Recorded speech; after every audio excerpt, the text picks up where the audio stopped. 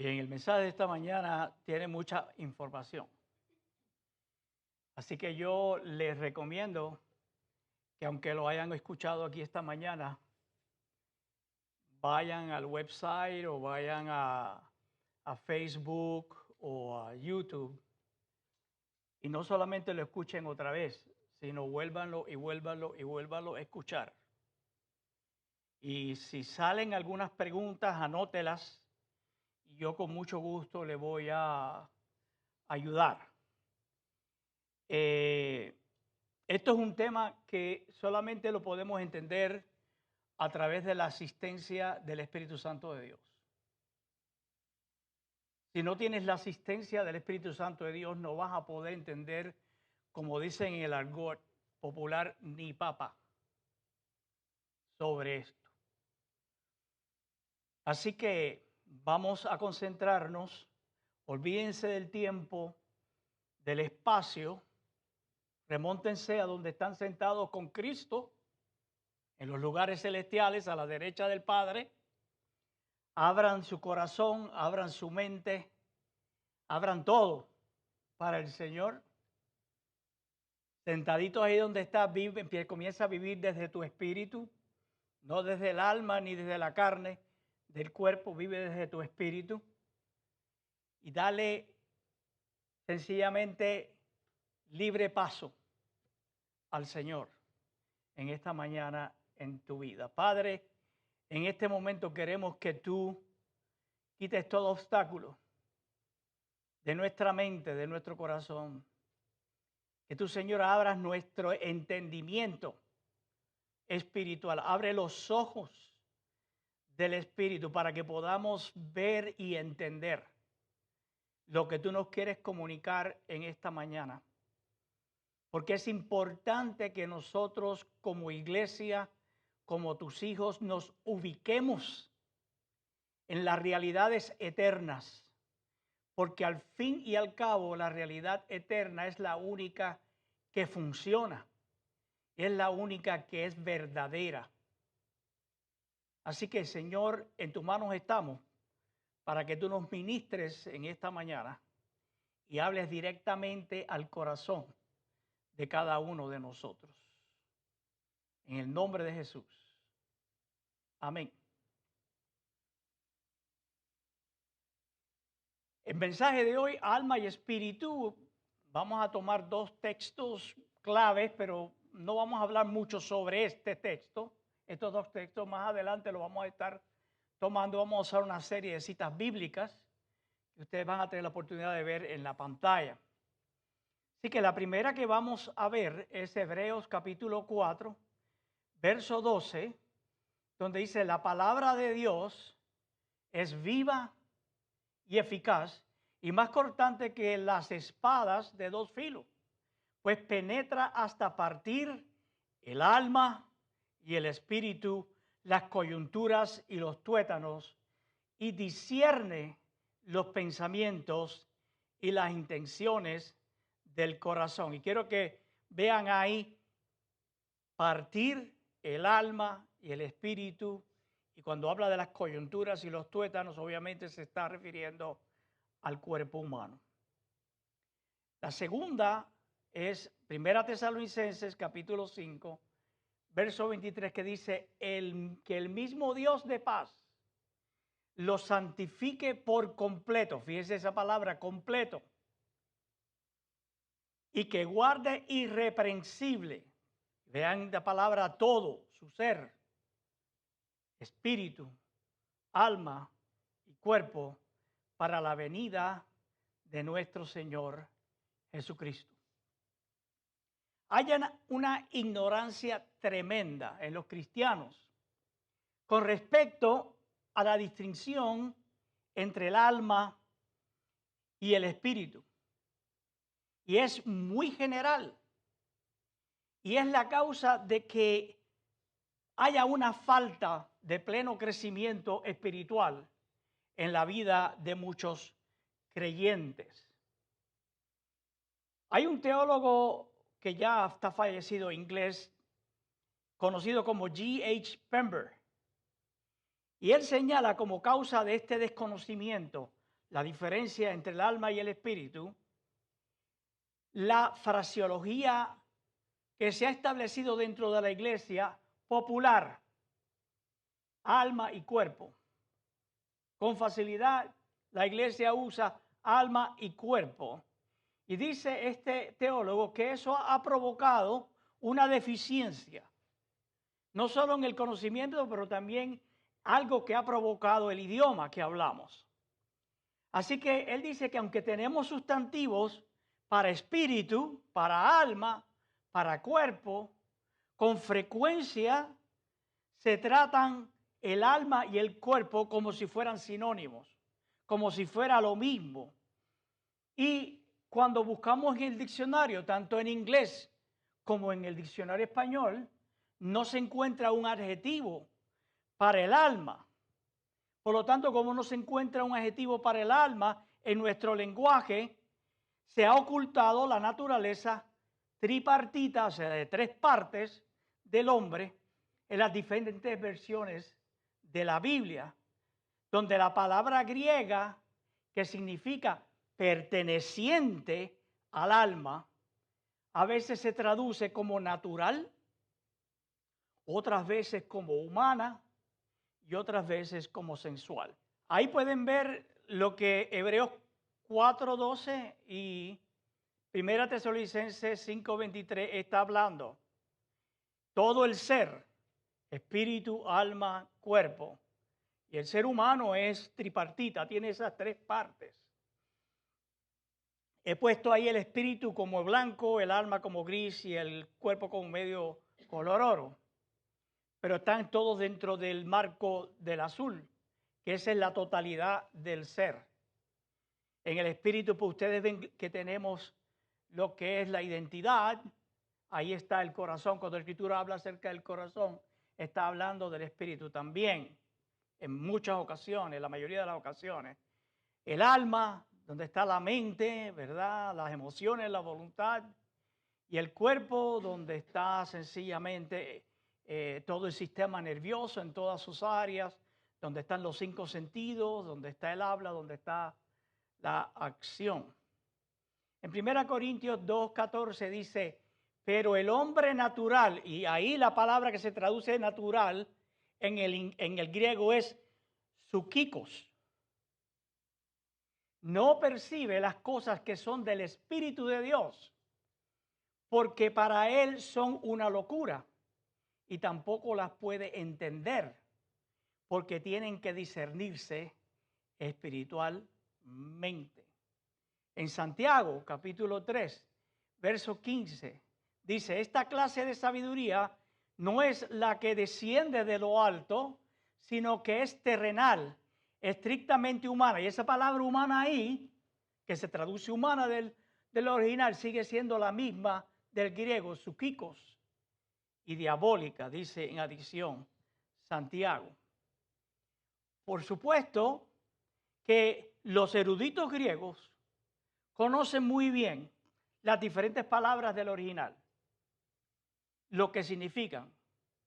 La palabra original de griego para el espíritu es neuma, para el alma es psuche y para la carne es sarx.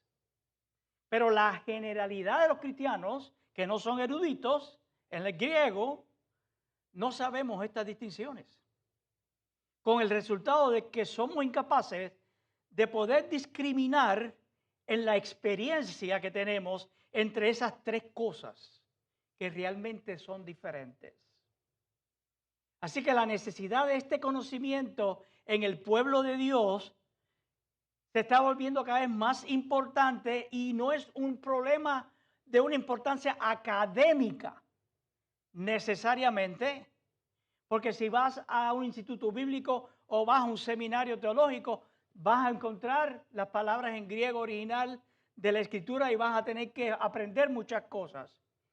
Pero en tu experiencia diaria y mi experiencia diaria como cristianos tenemos que saber que hay un arcángel caído.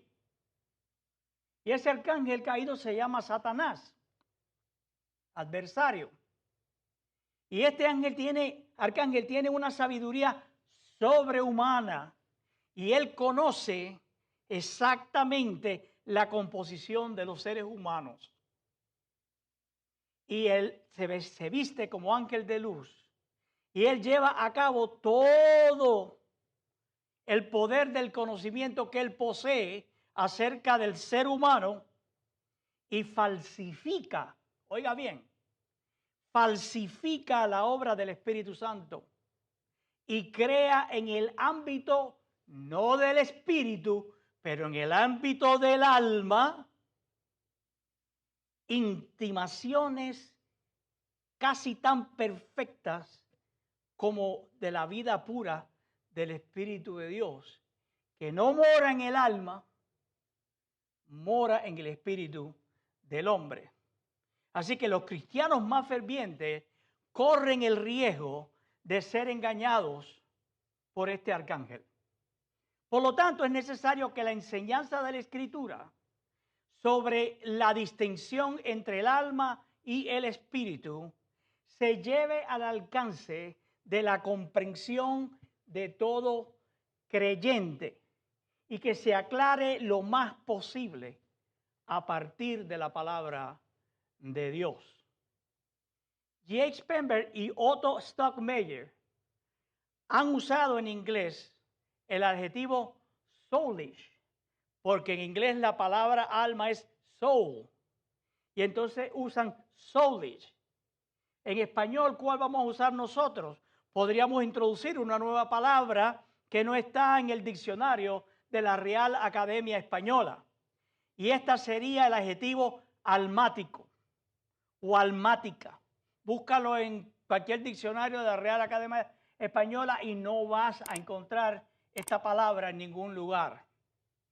Y lo usaríamos, almático o almática, para significar aquello que pertenece al alma o que es del alma. Así como espiritual es el adjetivo para espíritu, así también podemos usar almático como el adjetivo para el alma.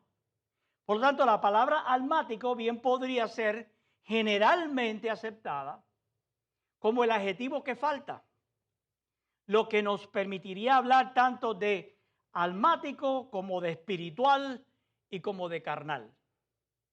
Así que los pasajes anteriores que hemos leído de Hebreos 4:12, dividiendo el alma, el espíritu y el cuerpo, y el de 1 Tesalonicenses 5:23, que se santifique el espíritu, alma y cuerpo, estos dos textos bíblicos son suficientes para que nosotros nos enteremos que Dios nos está informando que nuestra composición como ser humano es tripartita y que no solamente somos cuerpo, pero también somos alma y somos espíritu. ¿Qué es el alma entonces? A diferencia del espíritu, ¿cuáles son sus funciones? Aquí hay algunas citas más de otros escritores que nos pueden ayudar a ti y a mí, antes de volver a la Escritura, para descubrir lo que el apóstol Pablo quiere decir con dividir el alma y el espíritu, y así comprender más claramente cómo el espíritu, el alma y el cuerpo pueden ser santificados y preservados irreprensiblemente hasta la venida del Señor. Otro señor, Tertuliano, uno de los padres de la iglesia que escribió en los primeros siglos de la era cristiana, llama a la carne, es decir, al cuerpo, el ser físico, y le llama que el cuerpo es el cuerpo del alma, y le llama al alma como el vaso del espíritu y el cuerpo, porque la comunicación directa entre el espíritu y la carne es imposible sin el alma. Tu espíritu no se puede comunicar con tu cuerpo a menos que tenga un intermediario, que es el alma. Así que la única manera que se puede llevar una relación entre el alma, entre el espíritu y el cuerpo, es a través del alma, por lo tanto el alma viene siendo como un medium o un medium, ¿verdad? Así que el alma es considerada el lugar de encuentro, el punto de unión entre el cuerpo y el espíritu. También el doctor Andrew Murray escribe sobre el cuerpo y el alma viviente en Génesis 2:7. Dice, entonces, del polvo de la tierra, Dios el Señor formó al hombre e infundió en su nariz aliento de vida.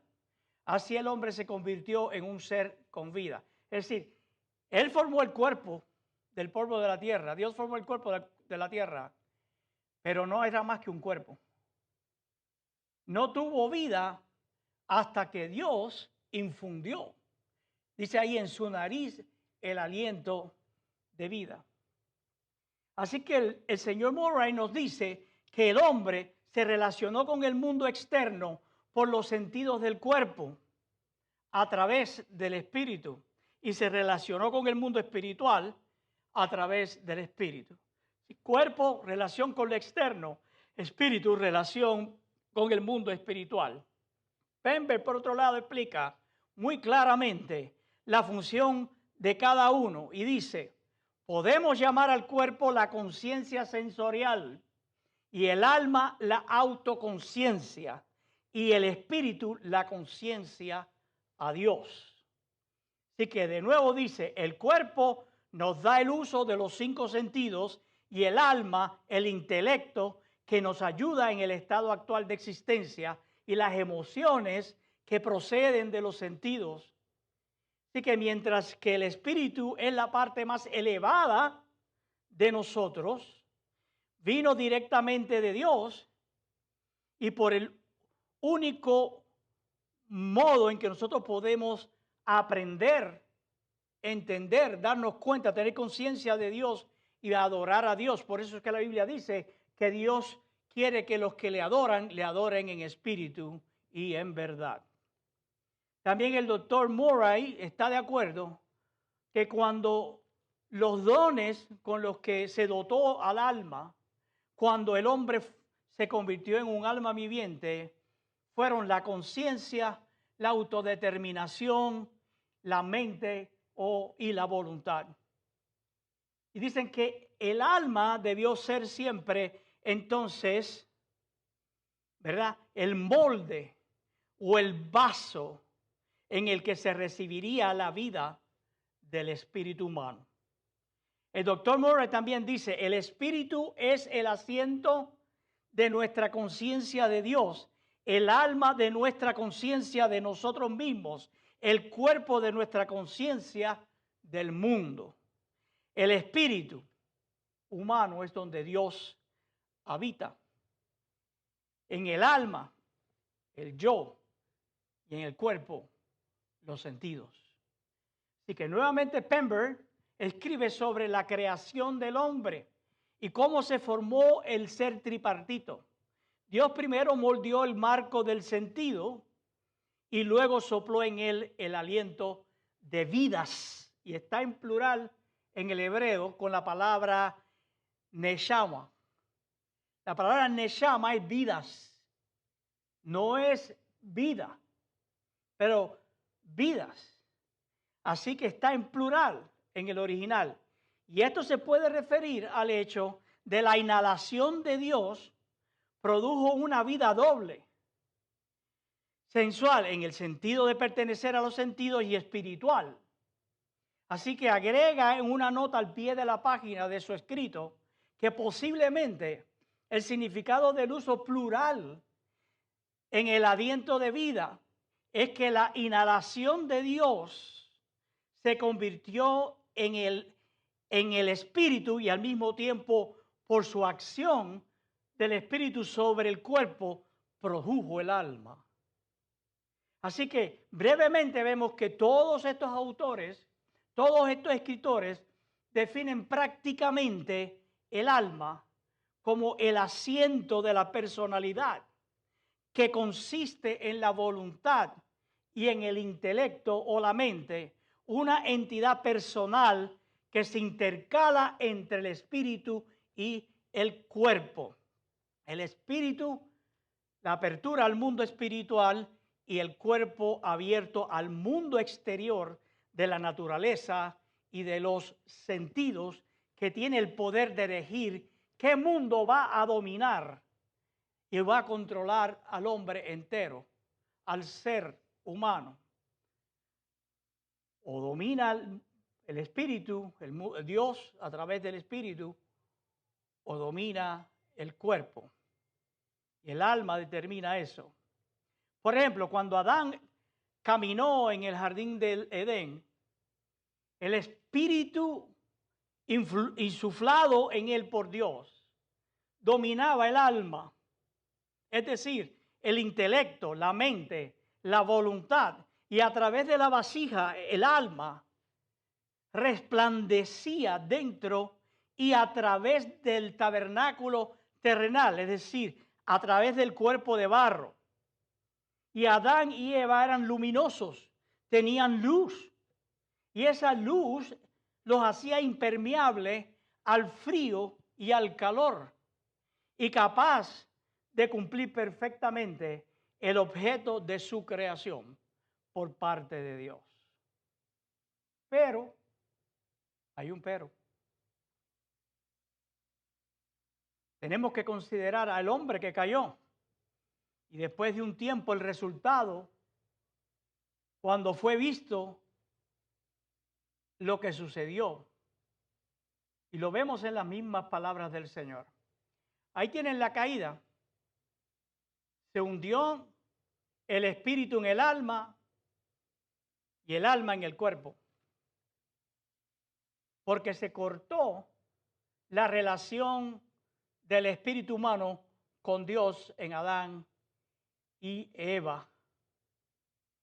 Así que Génesis capítulo 6, verso 5 dice, el Señor vio que era mucha la maldad de los hombres en la tierra y que todos los planes y pensamientos, oigan bien, todos los planes y los pensamientos, ¿cuántos? Todos de su corazón eran siempre los de hacer solo el mal. La caída aparentemente comenzó en el departamento intelectual del alma. ¿Okay? Porque se dice que Eva vio que el árbol era deseable para ser sabio. En Génesis 3:6 dice, la mujer vio que el árbol era bueno para comer, apetecible a los ojos y codiciable para alcanzar la sabiduría. Tomó entonces uno de sus frutos y lo comió y le dio a su marido que estaba con ella y él también comió. Así que la apelación de Satanás a través de la serpiente no fue al cuerpo. No fue al cuerpo de barro. Porque el cuerpo de barro estaba controlado perfectamente y dominado por el espíritu. Pero estuvo dirigido ¿a dónde? Al intelecto y a la comprensión del hombre. Y basado en un deseo legítimo que Dios le había dado al hombre de avanzar en el conocimiento y poder en el reino invisible de otro mundo. Serán como Dios, dijo la serpiente. No serán como las bestias creadas por Dios. La tentación fue conocimiento. Y el mismo conocimiento que probablemente Dios quiso dar a su debido tiempo, pero que fue captado antes de tiempo y fuera de la voluntad de Dios. Así que las palabras del apóstol Pablo en 1 Corintios 1:19 son por lo tanto muy significativas en relación con este aspecto de la caída, porque el apóstol dice que la palabra de la cruz es el poder de Dios para destruir la sabiduría de los sabios. Pues está escrito, destruiré la sabiduría de los sabios y desecharé la inteligencia de los inteligentes. Si el pecado y la caída vino a través de el conocimiento, entonces Dios ahí comenzó a trabajar. Así que dado que el pecado entró por la venida del intelecto, la salvación también viene por el intelecto y por una cruz que destruye la sabiduría. Caída por la misma aceptación de su mensaje, porque la predicación de Cristo crucificado es para la sabiduría de los hombres una locura. 1 Corintios 1, 18 al 19 dice, el mensaje de la cruz es ciertamente una locura para los que se pierden, pero para los que se salvan, es decir, para nosotros es poder de Dios, pues está escrito, destruiré la sabiduría de los sabios y desecharé la inteligencia de los inteligentes. Así Dios, en su sabiduría, proporciona la salvación de una manera que trata con la causa por la cual se produjo la caída. Por lo tanto, Pablo escribe en 1 Corintios 3, del 18 al 19, que nadie se engañe. Si alguno de ustedes se cree sabio según la sabiduría de este mundo, hágase ignorante para que llegue a ser sabio, porque para Dios la sabiduría de este mundo es insensatez, pues escrito está, Él atrapa a los sabios en sus propias trampas. Eva además cayó cediendo a la misma tentación que causó la caída misma de Satanás, porque había dicho, seré como el Altísimo, ¿recuerdan? El tentador supo atraer a Eva, sugiriéndole algo más alto de lo que ya ella poseía, porque ella estaba limitada por un cuerpo hecho de polvo, hecho de barro, pero tenía un alma capaz de apreciar el conocimiento y el crecimiento a través de la parte superior del ser tripartito. Así que el efecto completo de la caída no lo vemos hasta años después, cuando el registro de la condición de la carrera muestra en el camino hacia abajo que ese camino fue rápido por la sabiduría y el conocimiento del bien y del mal en el jardín del Edén, y alcanzó su máxima expresión en un hundimiento completo en la carne, de modo que la parte de la naturaleza tripartita del hombre que tenía en común con la creación animal, el cuerpo, obtuvo la ventaja. Y miren cómo Dios miró a la raza humana. Génesis 6:3 dice, y el Señor dijo, no va a estar mi espíritu peleando siempre con el hombre, pues él no es más que carne. Oh, pero él le había dado un espíritu, ¿no? Pero ahora está muerto espiritualmente. Vivirá hasta 120 años, dijo el Señor en aquella época. Así que no solo ha reinado la muerte sobre la raza humana caída de Adán, sino que todo ser humano nacido a semejanza del primer Adán es terrenal y está dominado por la carne en lugar del espíritu y el alma, que es la personalidad de sí mismo. En Lucas 9:23 dice Jesús, y a todos les decía, si alguno quiere seguirme, niégase a sí mismo, tome su cruz cada día y sígame. Ese sí mismo es el alma, es el intelecto. ¿Okay? Una personalidad esclava, porque el alma es la personalidad de la carne. El alma está esclavizada de la vida terrenal y en lugar de ser una esclava del espíritu, se convierte en una esclava del cuerpo y de lo terrenal, de lo animal. Así la condición del hombre no regenerado es de esta manera. Su espíritu humano separado de Dios, caído y alienado de la vida de Dios, sin Dios. separado de Cristo e incapaz de tener compañerismo con Dios.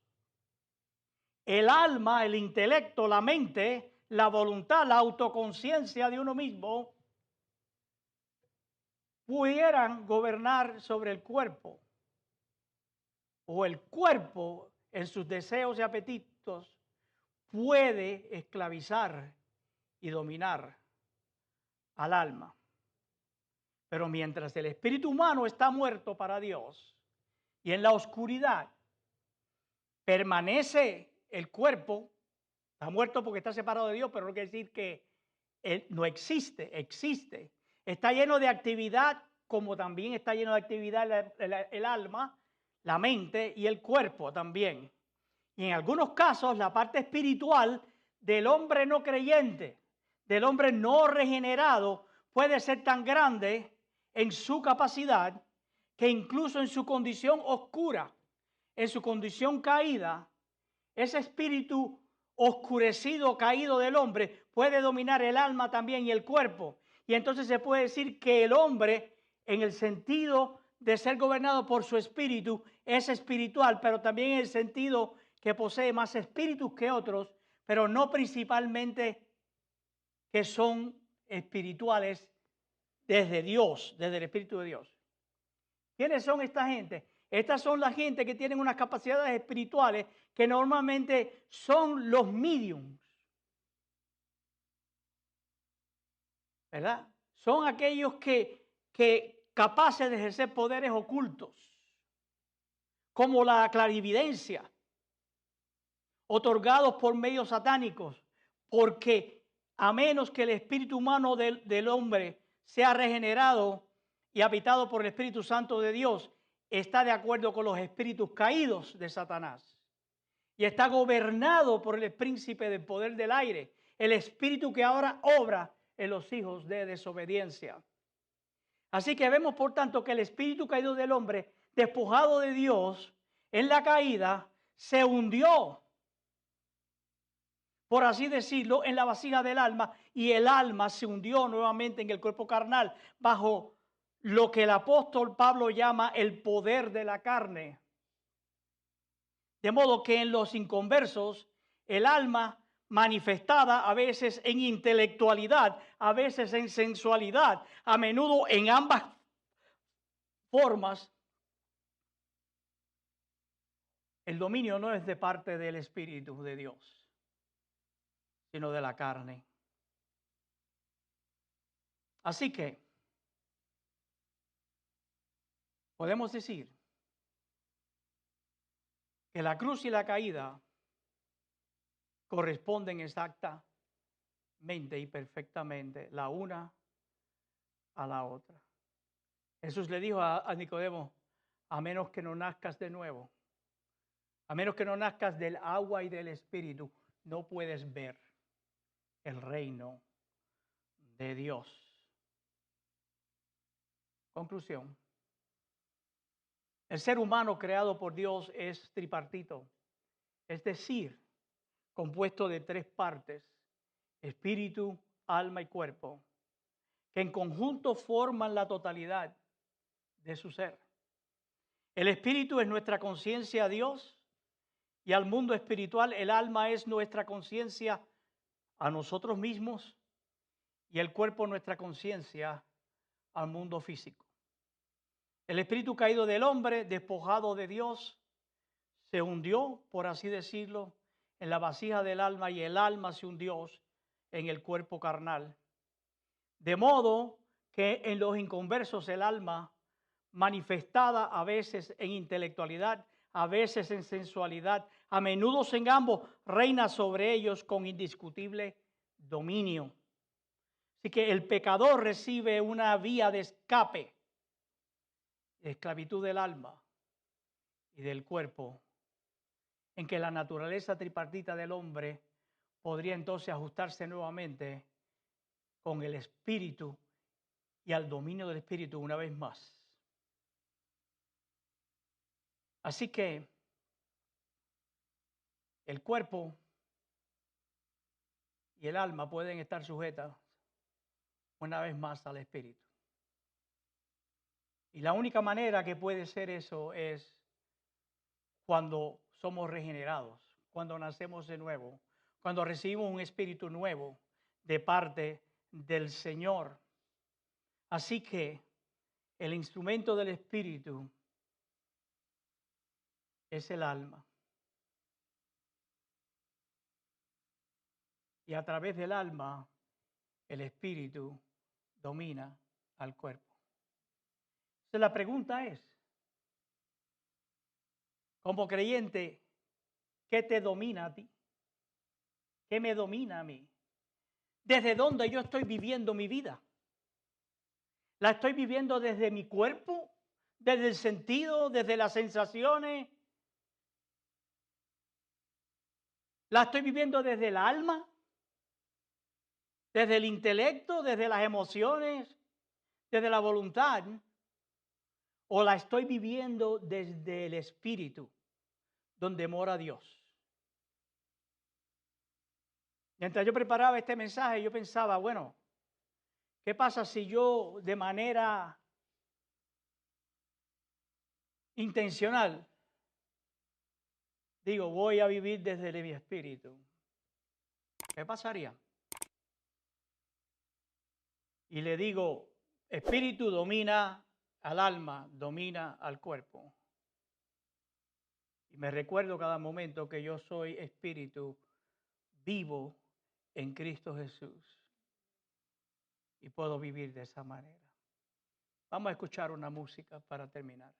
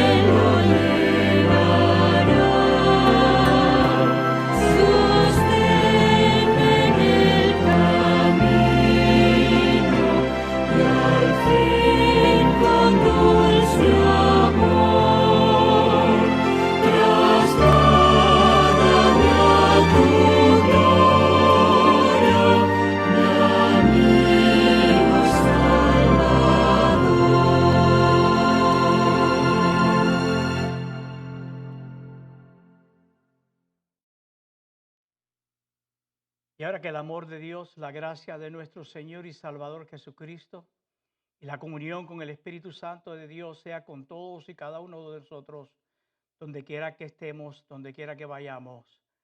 Amén. Que tengan una hermosa semana. Fuerte, Él es bueno y para siempre es tu misericordia, Señor. Bueno, aplauda con gozo a su Señor.